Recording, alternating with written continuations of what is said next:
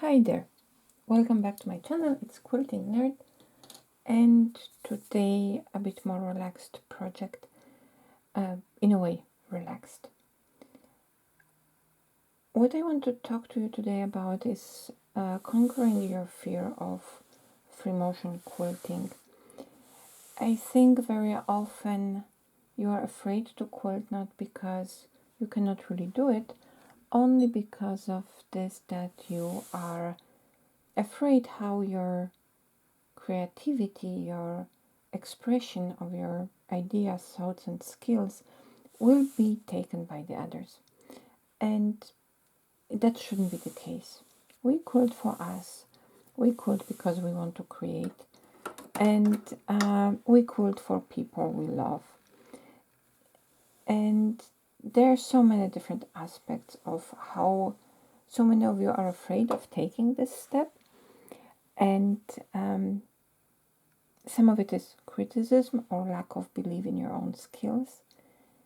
And I just would like to encourage you just to try different things. Try them for you, not for the others, not for the admiration, only just for the pure pleasure of quilting, of learning new skill. And it doesn't have to be perfect, but it should be yours. It should be yours to say, I learned that, I made it, I did it, I trusted myself, I made this first step. If you don't do it, you already lost.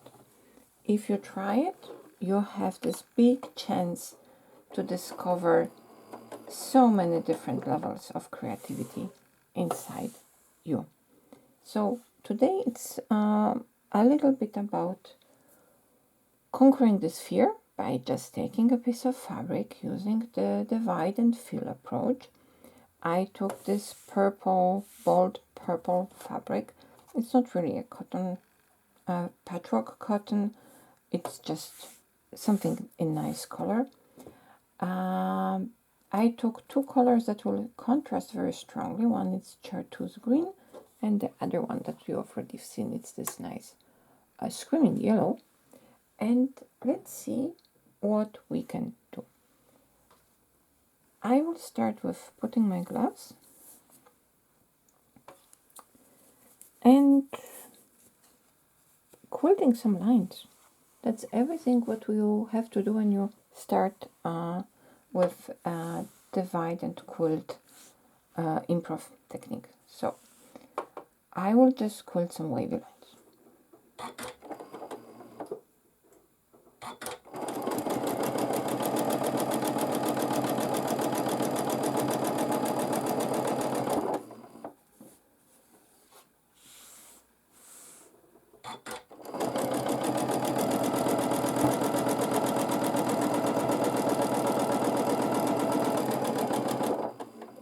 Can go on the diagonal, it can go more straight, it can go like a meander. It doesn't really matter. It's just we want to have irregular lines going all over the piece.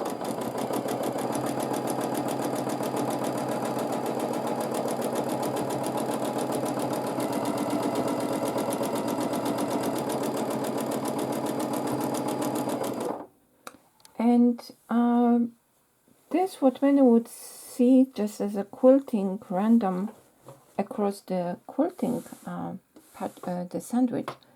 For me, it's actually a great exercise already, because it tells you if your machine has direction preferences. It will tell you about the stability, how you hold your hands. So you can already learn a lot from this, how you quilted this wavy line. And you will immediately see the improvement from one line to the next.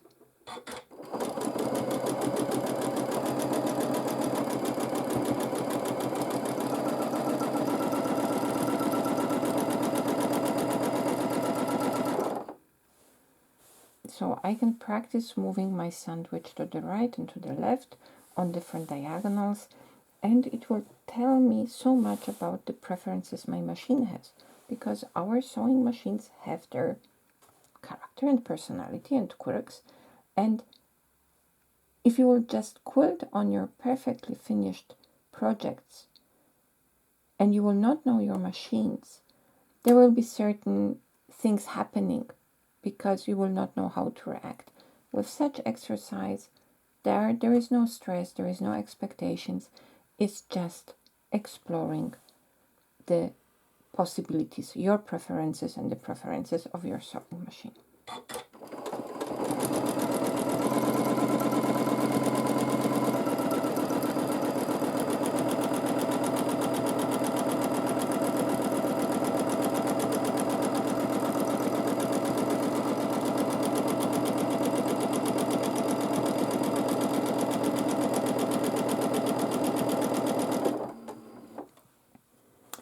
I am not using a stitch regulator, and I like to operate my machine by listening to it. What is the best pitch that let me be most relaxed when I am quilting? So this way, yes, of course, my stitches will be not perfectly equal, but I am way more relaxed. And when I am relaxed, I am making less mistakes.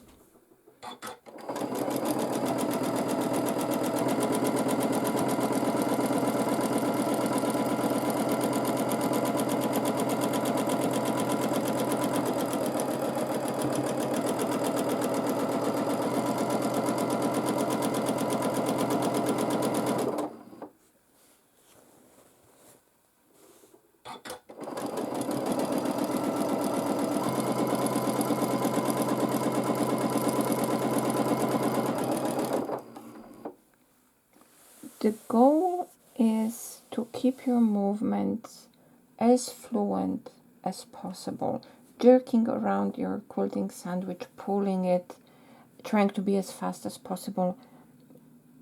It's not really guarantee of good results. So I recommend this kind of technique where you just try to keep nice and steady pace of your quilting sandwich with the movement. So nothing sudden, everything nice and round and very gentle.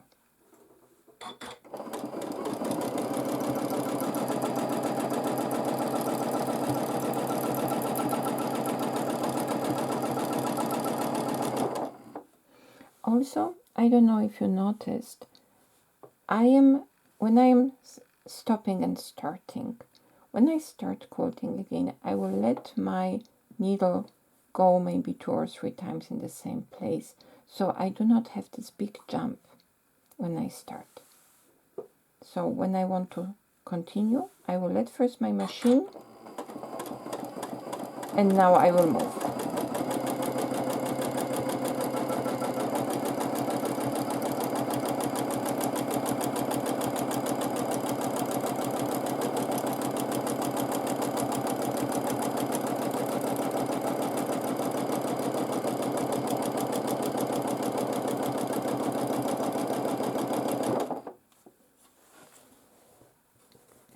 So as you see, my meander is just crossing all over and creates those smaller spaces for me to fill.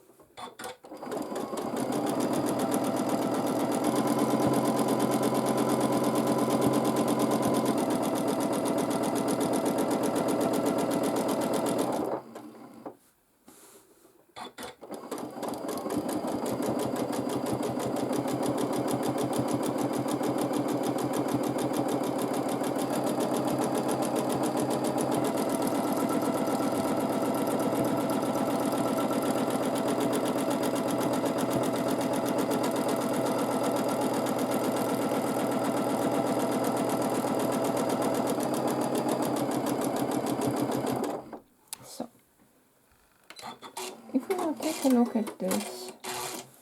We see we have some smaller spaces here, very tiny ones.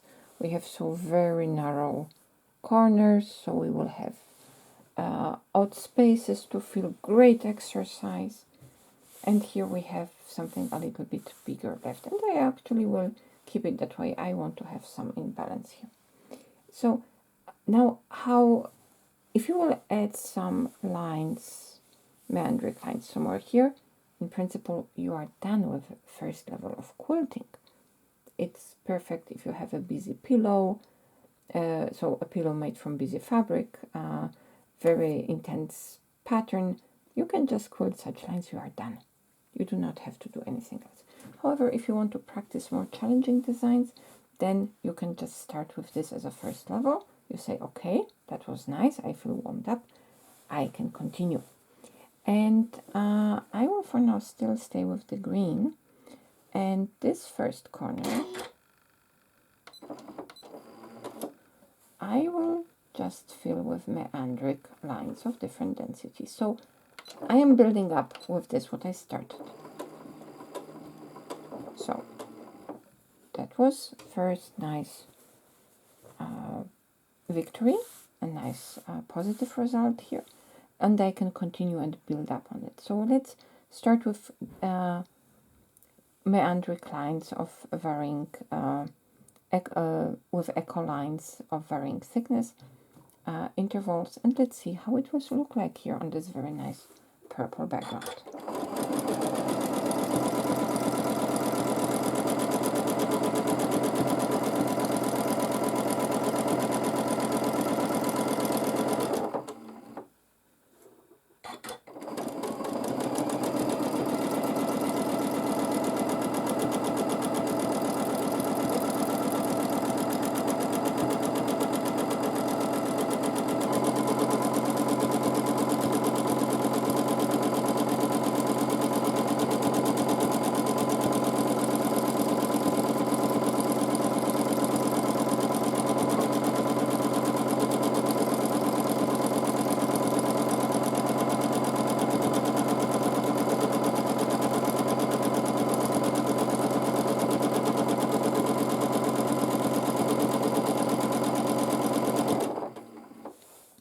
If you remember, a few weeks ago I made a video where I used such lines to create very interesting area, and I also use this kind of extensions to add extra dynamics.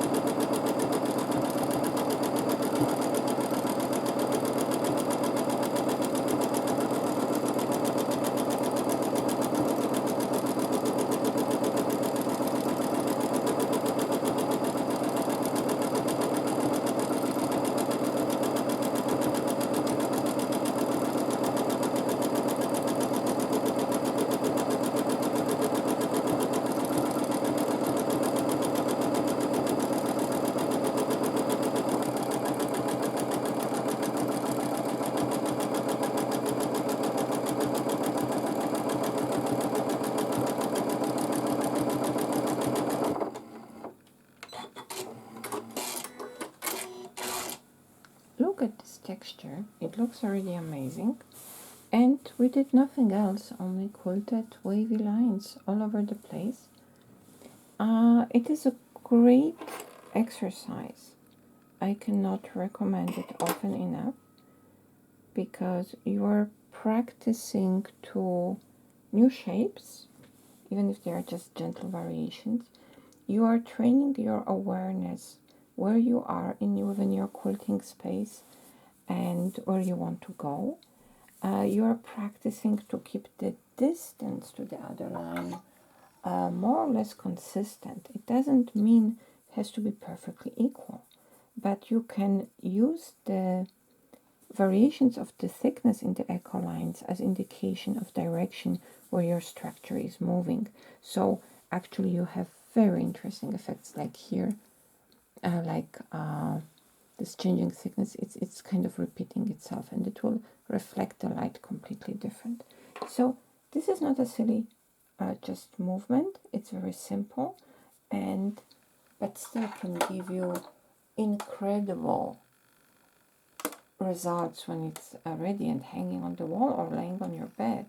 So don't underestimate the power of simple shapes, especially when they are repeated all over the place. So now I changed the thread to a yellow one, and let's see what we can do with the yellow thread. I don't want to keep the video too long.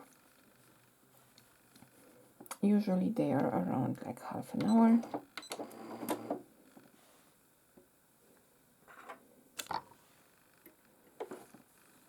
I hope you will like it,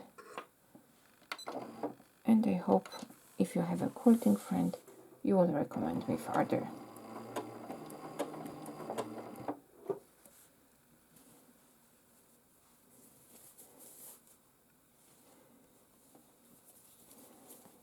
So what we could try here, and I will actually here go with nice basic swirls, just for the contrast.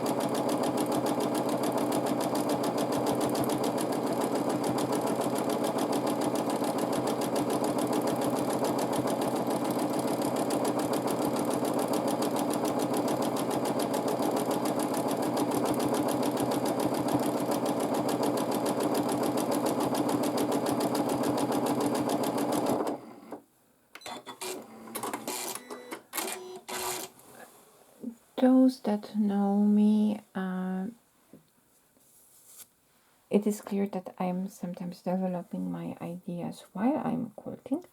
And right now I decided that I will kind of do a checkboard. So I will alternate in the neighbor elements, the green and the yellow. And I will keep the yellow with the kind of meandric echo basic shape echo line style, and with the yellow I will stick to also echo based designs, but more with the round shape. There will be a certain similarity in the texture, but because of the color and the change of the shape, I should just have a little bit of contrast between those two. And already right now the texture looks absolutely adorable. So now I will still fill this one with yellow, and then we will switch to the meandric shapes in the next one.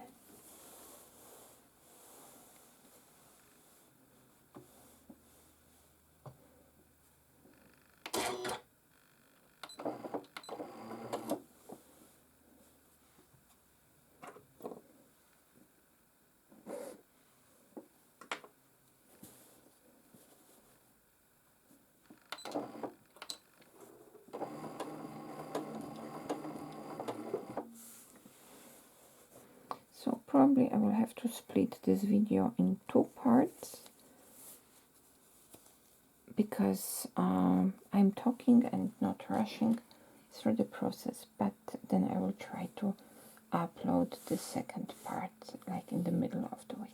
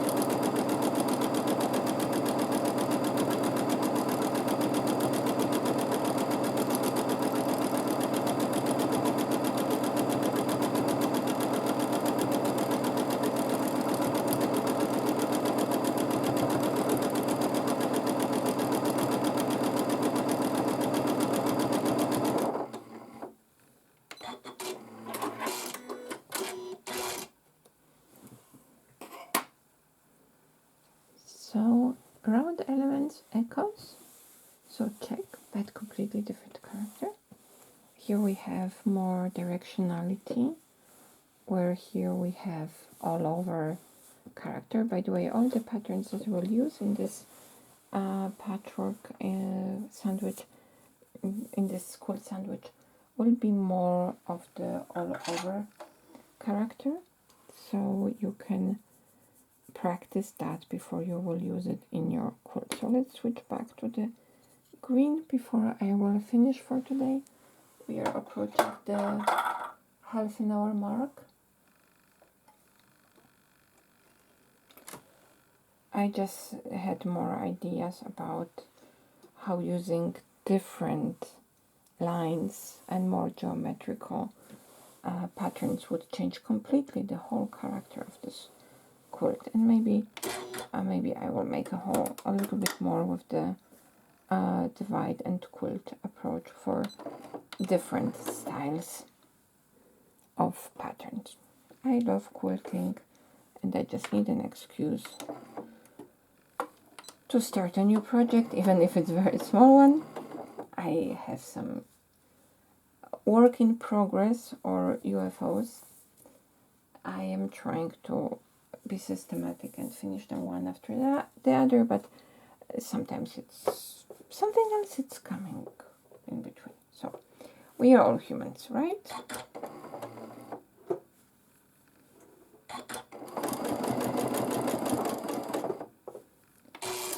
I don't know if you know people like that, but there is one lady in our quilting circle that actually she's incredibly disciplined, and she just makes one project at a time. She starts next one when she's finished. I don't know how she does it. I cannot understand it.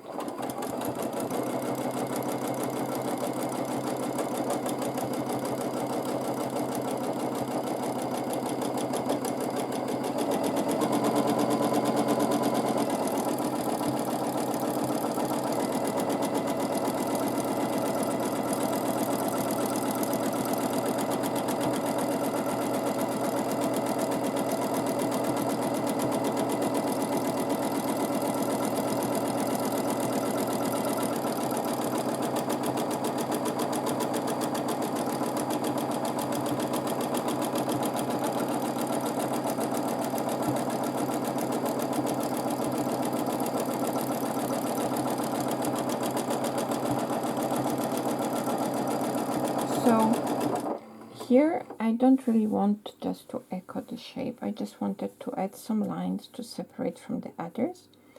And once I will get to the upper part here behind my needle, I will actually just quilt wavy lines in different directions.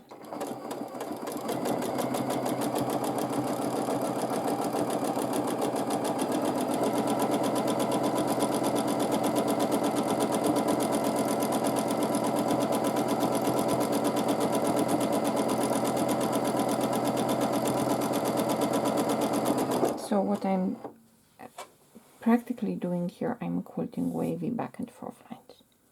It has character, I am keeping it with style with the others, but because of the dominant direction of the lines, I will have completely different look.